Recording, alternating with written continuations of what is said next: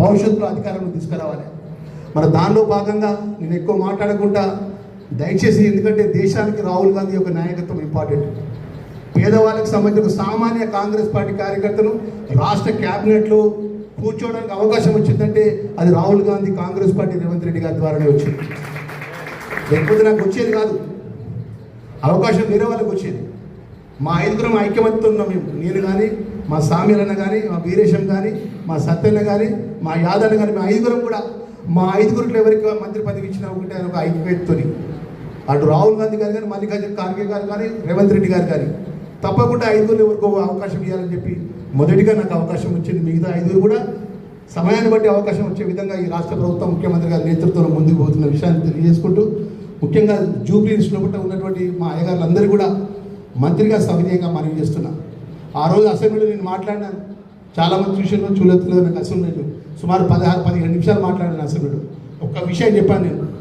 Entire Telangana రాష్ట్రంలో గౌరవ ముఖ్యమంత్రి గారు రేవంత్ రెడ్డి గారి నేతృత్వంలో కూడా ఏదైతే హైదరాబాద్ ట్విన్ సిటీస్లో క్రైస్తవ సోదరులకు కేటాయించినటువంటి బెరల్ గ్రౌండ్ సంబంధించినటువంటి ప్రభుత్వ రంగారెడ్డి కానీ, కీసర్ దగ్గర కానీ, అదేవిధంగా శంషాబాద్ ఏరియాలో కూడా మీ భూముల విషయంలో కూడా 100% ఆ శాఖ మంత్రిగా బెరల్ గ్రౌండ్కి సంబంధించినటువంటి ఏదైతే క్రైస్తవ సోదరులకు సమాధులు పెట్టుకోవడానికి ఇబ్బంది జరగకుండా ముఖ్యమంత్రి గారి నేతృత్వంలో కూడా మీ యొక్క భూములు ఇప్పించే బాధ్యత నాదే అని చెప్పి చెప్తున్నాను. ఎందుకంటే అప్పుడున్న ప్రభుత్వం కాగితాల వరకు పరిమితమైంది.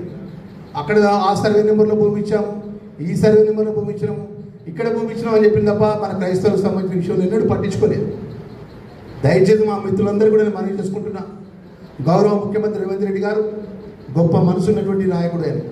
ఎందుకంటే వారి నాయకత్వంలో కూడా 20 నెలల లోపల మేము 3 నెలలు కలిసి వారి పక్క నుండి పనిచేస్తున్నాం. ఎప్పుడు కూడా ఈ ప్రాంత ప్రజల యొక్క క్షేమం కానీ, ముఖ్యంగా చదువు సంబంధించిన విషయం లోపల గొప్పగా ఈ ప్రాంత ప్రజలు చదువుకోవాలని, వైద్యపరంగా కూడా గొప్పగా ఉండాలని చెప్పి ఆలోచన నాయకుడు.